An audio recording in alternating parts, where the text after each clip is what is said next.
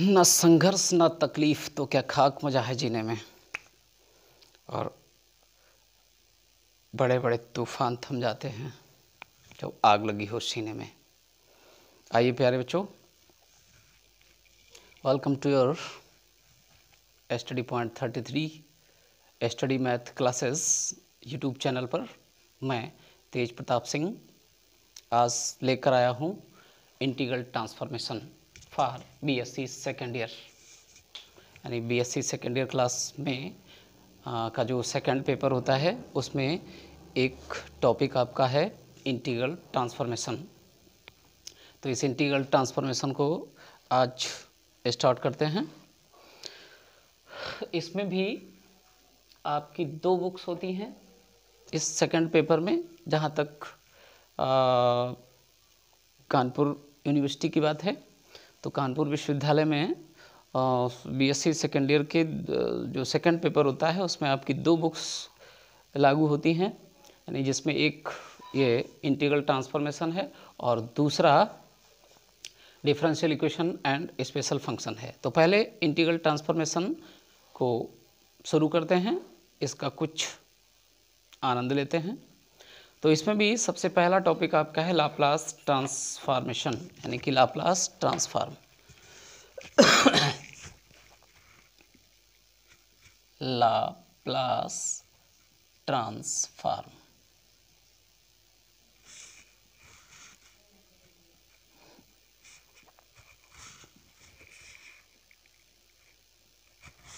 तो प्यारे बच्चों, जैसा कि आपने पढ़ा था गामा और बीटा फंक्शन, ये इससे पहले आप इस टॉपिक को पढ़ चुके हैं।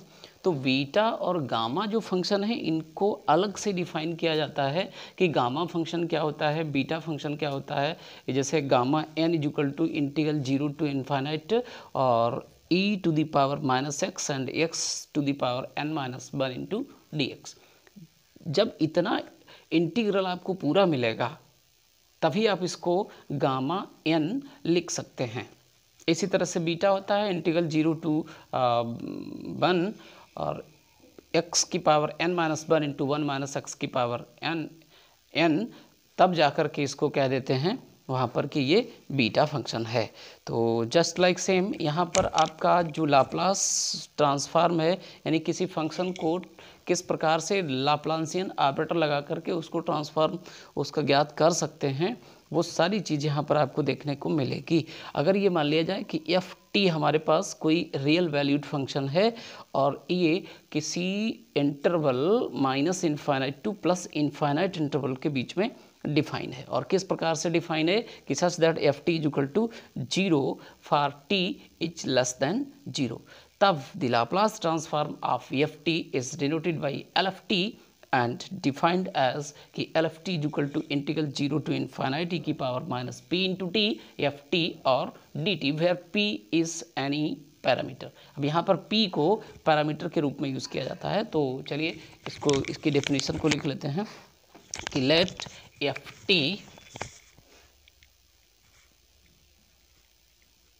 इसकी डेफिनेशन है late ft be a real valued function and real valued function defined over the interval -infinite to +infinite such that f t equal to 0 for t less than 0। मतलब यहाँ पर हमारे पास एक एफ टी फंक्शन है और ये -infinite to +infinite interval में define है। और किस प्रकार से डिफाइन है कि F T is equal to 0 for T less than 0। The Laplace transform the Laplace transform of ft is denoted by L ft and defined as LFT equal to integral 0 to infinite e to the power minus pt ft or dt, where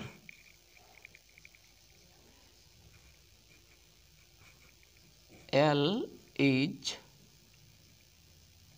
Laplacian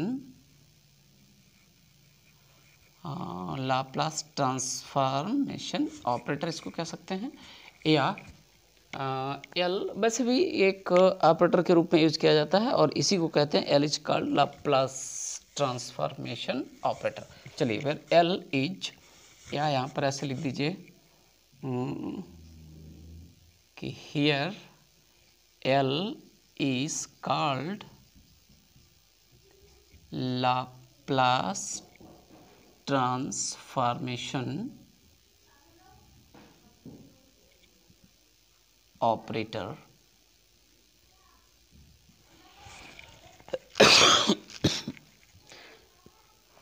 and the parameter p is taken to be a positive real number, and in the integral the parameter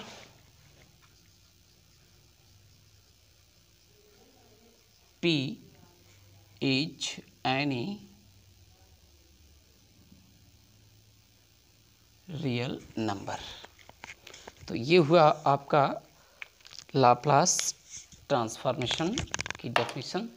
तो अब एक बार हम gamma function को define कर लेते हैं कि जैसे गामा n लिखा जाता है इंटीग्रल 0 टू इनफाइनाइट और e की पावर माइनस nx और x की power n minus 1 into D x, nx नहीं e की पावर माइनस x, ये आपका गामा फंक्शन है।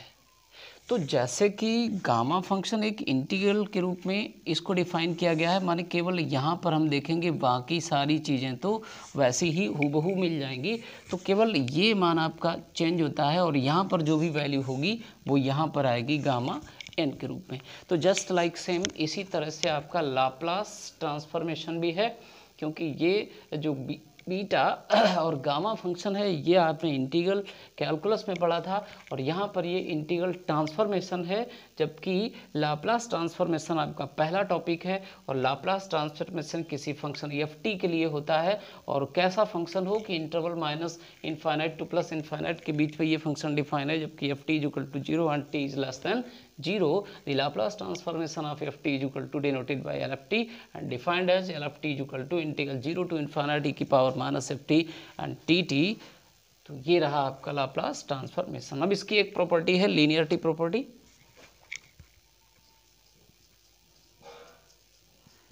Linearity property of Laplace transform. क्या लीनियर प्रॉपर्टी है कि the Laplace transform satisfy linearity property. इसको थ्योरम के रूप में लिख लेते हैं।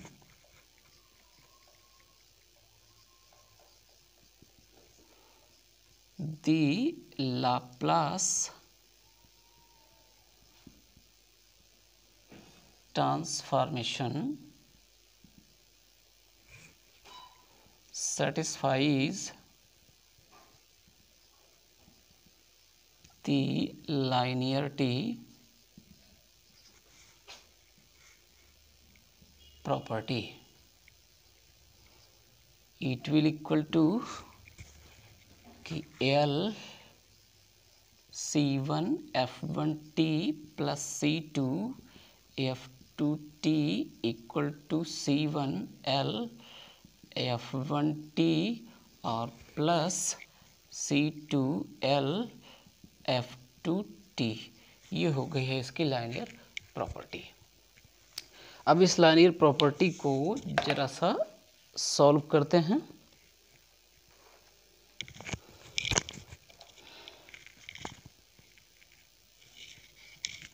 तो ये लाप्लास ट्रांसफॉर्मेशन का तांडव शुरू हो चुका है और इस तांडव में अवश्य भाग लें। करते हैं इसका ऑपरेशन, इसका पोस्टमार्टम लाप्लास ट्रांसफॉर्मेशन का, लेकिन अकेले संभव नहीं है, इसमें आपका साथ चाहिए। तो कहने का मतलब है कि हमारे इस चैनल को सब्सक्राइब तो ज़रूर करें, इसके बाद में अपने मित्रों तक शेयर करें और लाइक करना तो बिल्कुल नहीं भूलिएगा, क्योंकि लाइक नहीं करते हैं तो मज़ा नहीं आता है। और लाइक करने में क्या जाता है, एक अंगूठा दबा दो बस लाइक हो गया।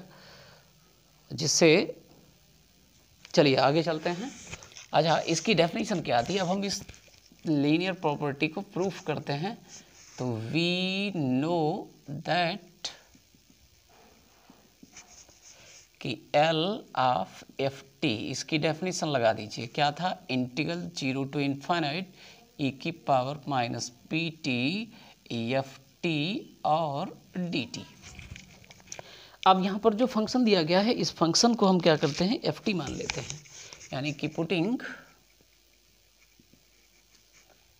F T is equal to C one F one T और plus C two F two T. आप इस फंक्शन को रखिए, मतलब L ऑफ एफ टी, और एफ टी मतलब C one F one T और plus C two F two T. तो प्यारे बच्चे ध्यान रखना, इंटीग्रल 0 टू इन्फाइनाइट e की पावर माइनस पी टी और into C one F one T और plus C two F two T और ये रहा डी टी। अब इस इंटीग्रल को अलग अलग कर देते हैं कि इंटीग्रल 0 टू इन्फाइनाइट e की power minus P T C one F one T D T और plus 0 to infinite C two F two T और e की power minus P T D T. अब एक इंटीग्रल की property थी कि C1 यानी कि ये कांस्टेंट है, तो इसको हम इंटीग्रल साइन से बाहर निकाल सकते हैं, यानी कि C1 0 टू इन्फाइनाइट e की पावर माइनस पी टी और F1 t D T plus C2 0 to infinite minus P T और F2 t और डी टी। ध्यान दीजिएगा कि ये और ये एक ही चीज़ है, बस केवल यहाँ पर F1t है तो यहाँ F1t हो जाएगा, मीन्स C1 F1t हो गया और LF1t लिखेगा, LF1t और plus C2 LF2t, that's all. तो ये रही आपकी लीनियरिटी प्रॉपर्टी, जो कि लीनियर ट्रांसफॉर्मेशन के द्वारा सेटिस्फाई की जाती है। और फिर आगे बढ़ते हैं थोड़ा सा, अब इससे रिलेटेड एक छोटा सा एग्जांपल देखते हैं। अच्छा, पीस वाइज कंटिन्यूस का मतलब समझते हैं, जैसे कोई इंटीग्रल हो और उस इंटीग्रल को कई लिमिट्स के अंतर्गत तोड़ दिया जाए और उन लिमिट्स के अंदर भी वो फंक्शन आपका कंटिन्यूस रहता है, माने उस में कोई प्रॉब्लम नहीं उत्पन्न होती है, कोई समस्या नहीं होती है, तो ऐसे फंक्शन को हम पीस वाइज कंटिन्यूस कहते हैं। जैसे कभी आपने तोड़ा होगा 0 to pi F X D X को, तो इसे लिख सकते हैं 0 to pi by two F X D X और plus pi by two to pi F X और डी एक्स। तो अब देखिए लिमिट आपकी 0 से लेकर पाई ही है, माने इस लिमिट को आपने तोड़ दिया है, यानी इस इंटरवल को आपने ब्रेक कर दिया। तो इसी तरह से यहाँ पर भी इंटरवल को हम ब्रेक करेंगे, तोड़ेंगे, तो ऐसे फंक्शंस को क्या कहा जाता है, ये पीस वाइज कंटिन्यूस फंक्शन कहलाता है। ठीक है, तो इतनी बात को थोड़ा सा ध्यान रखिए। और चलिए अब इससे रिलेटेड एक छोटा सा एग्जाम्पल देख लेते हैं, जो कि आपकी जो डेफिनीसन है और ये प्रॉपर्टी है, इस प्रॉपर्टी और डेफिनीसन को क्लियर करेगा।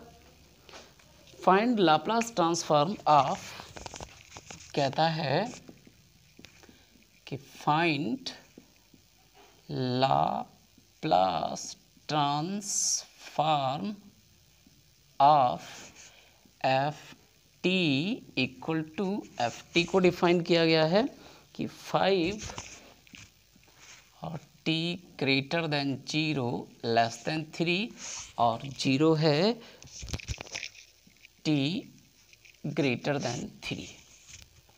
अब यहाँ पर हमें ये नहीं दिखाई दे रहा कि इसकी लिमिट जो है वो 0 टू इनफाइनाइट है, लेकिन यहाँ पर इसकी लिमिट 0 टू इनफाइनाइट है।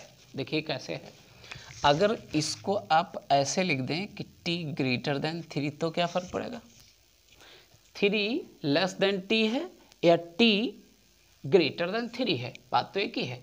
अब यहाँ से देखिए लग रहा है कि 3 से बड़ी वैल्यू है, लेकिन ये नहीं मालूम 3 से बड़ी वैल्यू क्या है।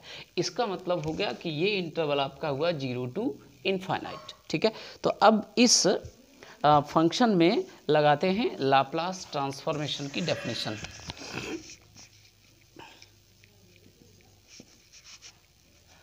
वी नो दैट कि L of F T equal to integral 0 to infinite e की power minus P T F T और डी टी।